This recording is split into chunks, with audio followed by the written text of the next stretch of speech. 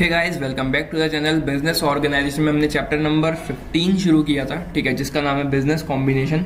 तो हमने इससे पहली वाली वीडियो में 2 वीडियोस करी थी, ठीक है, जिसमें हमने पहली वीडियो में मीनिंग जाना था बिजनेस कॉम्बिनेशन का, उसके फीचर्स जाने थे, कॉजेज जाने थे, ठीक है। फिर सेकेंड वीडियो आई जिसमें हमने हॉरिजॉन्टल कॉम्बिनेशन के बारे में काफ़ी सारी चीज़ें पढ़ी थी, ठीक है। अब बारी है थर्ड वीडियो की, जो कि ये होने वाली है। तो इसमें हम types of combination he continue करेंगे। पहली वाली वीडियो में हमने टाइप्स ऑफ कॉम्बिनेशन के अंदर हॉरिजॉन्टल कॉम्बिनेशन अच्छे से पढ़ा था, काफ़ी सारी चीज़ें उसके बारे में जानी थी, ठीक है। अगर आपने फर्स्ट और सेकंड वीडियो अभी तक नहीं देखी है तो पहले उसको जाके देखो, फिर इसको आकर देखना, ठीक है, जिससे कि आपको और भी ज़्यादा अच्छे से चीज़ें समझ में आए। अगर आपको कॉम्बिनेशन का मतलब ही नहीं पता होगा तो टाइप्स ऑफ कॉम्बिनेशन आपको ईजिली समझ में नहीं आएंगे और अच्छे से समझ में नहीं आएंगे। तो बेटर होगा पहले आप वीडियो नंबर 1 और 2 देखो इस पार्ट का, इस चैप्टर का, उसके बाद इस वीडियो को कंटिन्यू करना। तो टाइप्स ऑफ कॉम्बिनेशन के अंदर हमने जो पढ़ा था पहली वाली वीडियो में हॉरिजॉन्टल कॉम्बिनेशन, उसमें कुछ ऐसा था कि जो भी बिजनेस कंबाइन होते हैं, मतलब जो बिजनेस एक जैसा प्रोडक्ट बनाते हैं वो कंबाइन होकर एक साथ वर्क कर उस प्रोडक्ट पर काम करते हैं, तो वो हॉरिजॉन्टल या फिर पैरेलल कॉम्बिनेशन था, ठीक है। उसमें हमने ऑब्जेक्टिव्स पढ़े थे, एडवांटेजेस डिसएडवांटेजेस सारी चीज़ जानी थी। अब बारी है वर्टिकल कॉम्बिनेशन के बारे में पढ़ने की। तो वर्टिकल कॉम्बिनेशन हम इसमें मीनिंग जानने वाले हैं, उसके टाइप्स जानने वाले हैं, वर्टिकल कॉम्बिनेशन के भी टाइप्स हैं, ठीक है। ऑब्जेक्टिव्स क्या है वर्टिकल कॉम्बिनेशन के, एडवांटेजेस एंड डिसएडवांटेजेस हम इस वीडियो में कवर करने वाले हैं, ठीक है। दोबारा कहूँगा, अगर हॉरिजॉन्टल कॉम्बिनेशन के बारे में नहीं पढ़ी अभी तक, वीडियो नहीं देखी, तो पहले उसको जाके देखो, और जो हमने मीनिंग और फीचर्स वगैरह किए थे फर्स्ट वीडियो में इस चैप्टर की, वो नहीं देखी तो पहले उसको देखो, ठीक है। अगर देख लिया तो काफ़ी ज़्यादा अच्छी बात है। और इस वीडियो को जल्दी से बिना टाइम वेस्ट करे शुरू करते हैं पढ़ना समझना, ठीक है।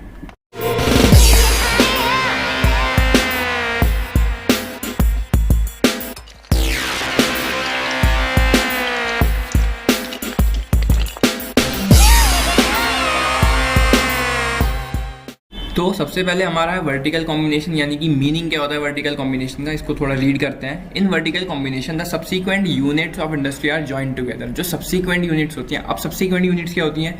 ऐसी यूनिट्स जो एक के बाद एक आए। जैसे मान लो यहाँ पे 4 हमारी यूनिट्स लगी हुई हैं। सबसे पहली है कॉटन गिनिंग फैक्ट्री, ठीक है। उसके बाद जो है हमारी स्पिनिंग फैक्ट्री। तो ये स्पिनिंग फैक्ट्री है, ये इसकी सब्सीक्वेंट है, ठीक है। इस फर्स्ट वाली के बाद आने वाली यूनिट सब्सीक्वेंट कहलाएगी। फिर सेकंड के बाद थर्ड यूनिट हमारी आएगी वीविंग फैक्ट्री।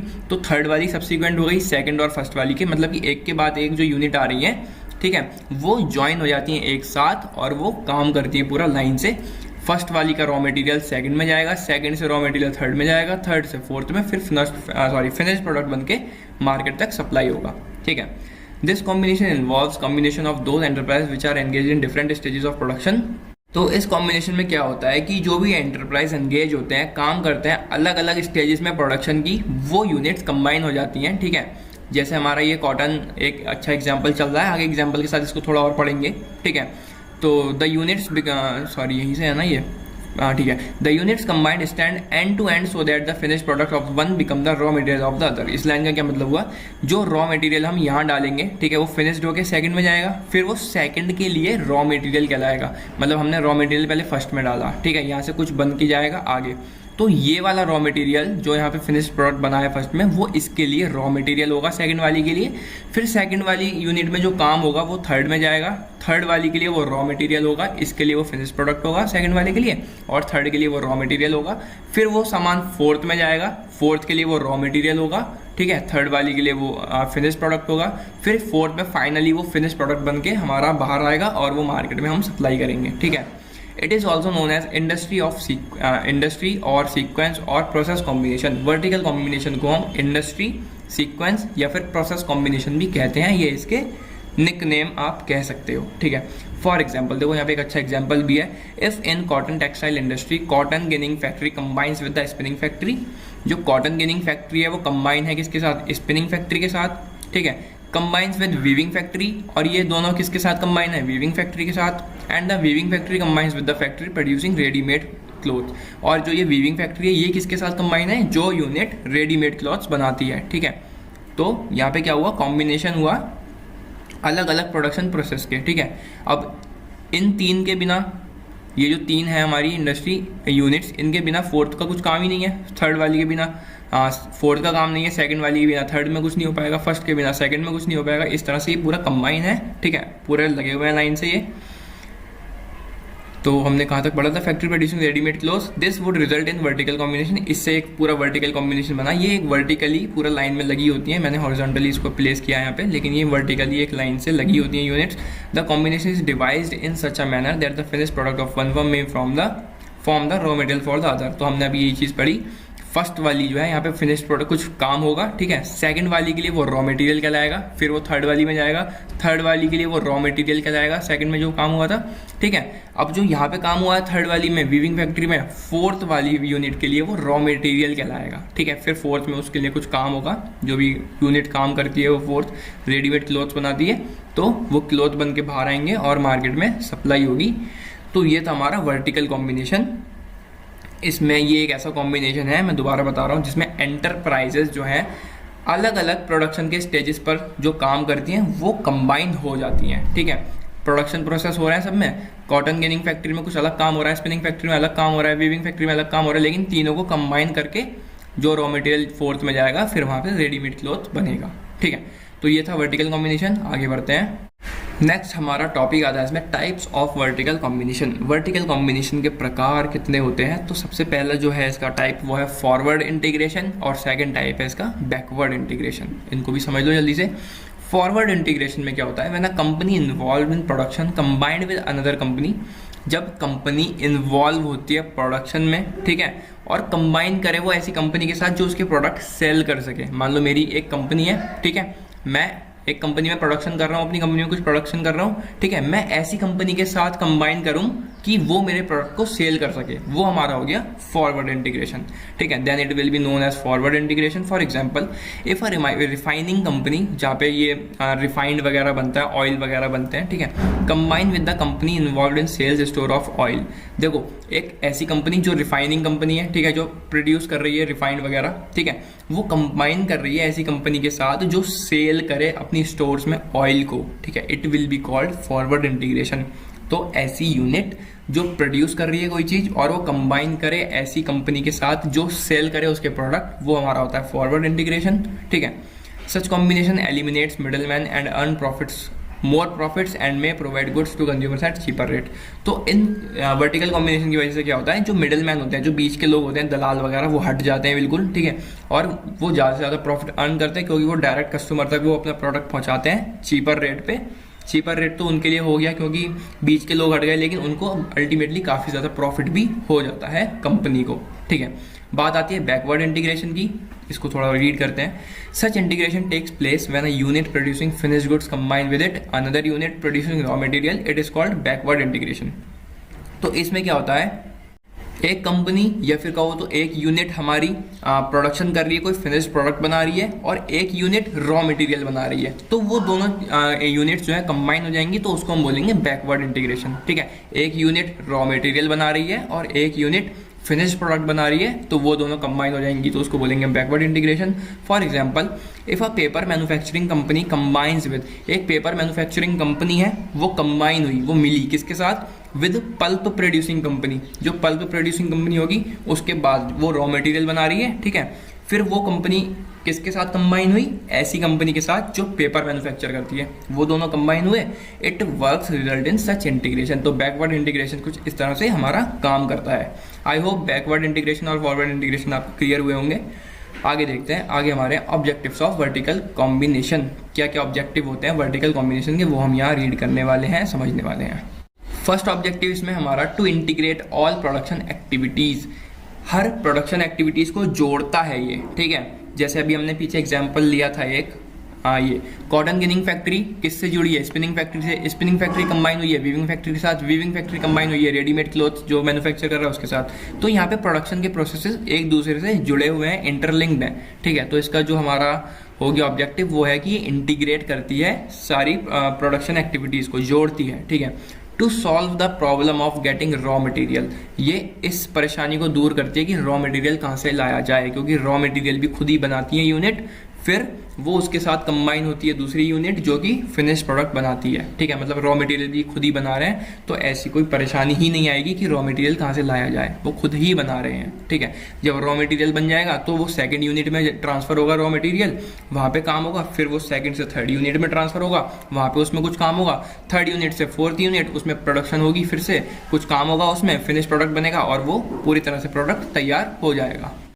थर्ड है to remove uncertainty regarding sale of product. तो जिस सेल्स होती हैं प्रोडक्ट की, उसमें कुछ भी अनसर्टेनिटीज आ सकती हैं, कुछ भी अनएक्सपेक्टेड चीज़ें हो सकती हैं, कुछ नेगेटिव चीज़ें हो सकती हैं, तो वो सारी चीज़ें रिमूव हो जाती हैं। ये एक वर्टिकल कॉम्बिनेशन का एक ऑब्जेक्टिव है। To eliminate middle man and increase profit. अभी हमने पीछे पढ़ा था, जो मिडल मैन होते हैं, जो बीच के लोग होते हैं, ठीक है, उसको प्रोडक्शन से लेके कस्टमर तक पहुंचाने के बीच में कुछ भी मिडल मैन या फिर कोई भी दलाल वगैरह ऐसे नहीं आते हैं, तो वो सब लोग एलिमिनेट हो जाते हैं, जिससे कि प्रॉफिट भी उनके इंक्रीज होते हैं, ठीक। To control the quality and supply of finish product. Control करें क्वालिटी को भी और सप्लाई को भी, किसकी, जो फिनिश प्रोडक्ट है उसकी, ठीक है। तो वर्टिकल कॉम्बिनेशन ऑब्जेक्टिव है हमारा ये हो गया। To reduce the cost of production and distribution. जो प्रोडक्शन की और डिस्ट्रीब्यूशन की, मतलब कि उस प्रोडक्ट को बनाने की और उसको लोगों तक पहुंचाने की जो कॉस्ट है, उसको भी रिड्यूस करता है वर्टिकल कॉम्बिनेशन। तो ये थे इसके कुछ ऑब्जेक्टिव्स। आगे बढ़ते हैं। आगे हमारे हैं एडवांटेजेस ऑफ वर्टिकल कॉम्बिनेशन, यानी कि जो वर्टिकल कॉम्बिनेशन उसके क्या क्या फायदे हैं वो हम यहाँ पर समझने वाले हैं। तो सबसे पहले जो इसमें हमारा फायदा है वो है एलिमिनेट ऑफ मिडलमैन। अभी हमने पीछे भी 2 बार पढ़ा कि जो मिडलमैन होते हैं, जो बीच के लोग होते हैं, जो प्रोडक्शन के बीच में, प्रोडक्शन से लेकर डिस्ट्रीब्यूशन के बीच में कुछ भी ऐसा मिडलमैन नहीं आने देता है vertical combination. Under this combination the middleman who help the various combining units are automatically come to an end. जो भी मिडलमैन, देखो होता कौन है बेसिकली, जो भी वो कंबाइन हो रही है ना यूनिट्स, ठीक है। अभी तो यहाँ पे वर्टिकल कॉम्बिनेशन की वजह से वो अपने आप कंबाइन हो रही है, लेकिन अगर वो ऐसा नहीं होता, वर्टिकल कॉम्बिनेशन नहीं होता, तो पहले एक यूनिट में रॉ मटेरियल बनता, फिर मिडलमैन क्या करता, उसको अपनी दूसरी यूनिट तक पहुंचाता, तीसरी यूनिट तक पहुंचाता। इस तरह से वहाँ पे मिडलमैन का काम रहता, ठीक है। या फिर वो और भी कुछ काम कर सकता है, जैसे कि कुछ सलाह दे सकता है, वो कुछ भी, ठीक है, हेल्प कर सकता है वो उनकी। तो मिडलमैन का यहाँ पे काम ही खत्म हो गया, क्योंकि वर्टिकल कॉम्बिनेशन में यूनिट्स अरेंज इस तरह से हैं, कंबाइन इस तरह से है कि एक यूनिट से काम रॉ मटेरियल बनके दूसरी यूनिट में जा रहा है, दूसरी से तीसरी में जा रहा है, और अल्टीमेटली एक फिनिश प्रोडक्ट वहां बनके तैयार हो जाता है। तो मिडल मैन की तो कहानी बिल्कुल खत्म ही हो जाती है यहाँ पे। विद द रिजल्ट, उससे क्या होता है, the profit earn by the middle man becomes the profit of combined unit. जो प्रॉफिट मिडल मैन कमाता, वो प्रॉफिट कंबाइंड यूनिट्स को मिल चुका है और उनको ज्यादा अच्छा खासा प्रॉफिट हो गया है उस जो भी प्रॉफिट उनको मिला है उससे, ठीक है। दूसरा फायदा जो हमारे इसमें आता है वो है कंट्रोल ओवर सप्लाई। तो जो प्रोडक्शन हो रही है, जो उसकी प्रोडक्शन के बाद जो प्रोडक्ट बन रहा है, उसकी जो सप्लाई होगी, उस पर एक ही अच्छा कंट्रोल कर पाते हैं, ठीक है, क्योंकि काम सारा सिस्टमेटिक वे में हो रहा है, मिडल मैन का यहाँ कुछ काम नहीं है, तो अच्छे खासे सप्लाई पे ये ध्यान दे पाते हैं। And this result in higher profit. उससे क्या होता है, उनको प्रॉफिट भी अच्छा खासा हो जाता है उससे, ठीक है। वही चीज लिखिए, under the vertical combination the combined units get sufficient control over supply of the product and this results in higher profit, ठीक। एश्योरेंस ऑफ रॉ मटेरियल्स, ठीक है, रॉ मटेरियल इनको कोई चिंता रहती नहीं है ऐसी, तो ये पूरे एश्योर रहते हैं कि हाँ हमें रॉ मटेरियल मिल ही जाएगा। Since all the firms operating at different stages come under common control.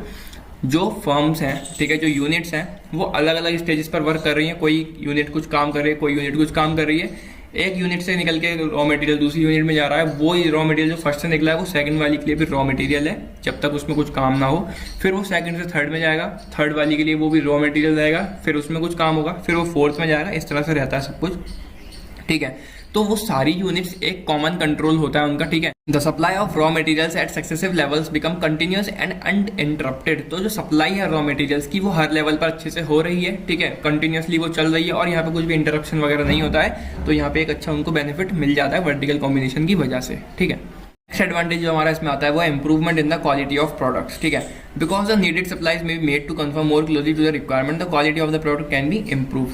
तो पहले वो देखते हैं कि क्या रिक्वायरमेंट है, ठीक है, क्या सप्लाई क्या डिमांड हमारी जो कस्टमर्स हैं वो कर रहे हैं, ठीक है। तो उस डिमांड के अकॉर्डिंग वो अपनी सप्लाईज करते हैं, जो भी प्रोडक्ट उनके होते हैं उनकी सप्लाई वो करते हैं, जिससे कि उनकी क्वालिटी में भी काफी इंप्रूव आता है, क्योंकि उनको पता है कि हमें ये पर्टिकुलर प्रोडक्ट बनाना है, इसकी डिमांड काफी ज्यादा है, तो वो उस प्रोडक्ट पर काफी ज्यादा अच्छे से काम करेंगे, उसको अच्छे से डिजाइन करेंगे, जो भी उसका काम है वो उसको और अच्छे से ज्यादा मतलब डिजाइन करेंगे, इंप्रूव करेंगे उसकी क्वालिटी को, क्योंकि उनको वो सामान बेचना है, काफी ज्यादा रिक्वायरमेंट है लोगों को, उसकी डिमांड काफी ज्यादा है।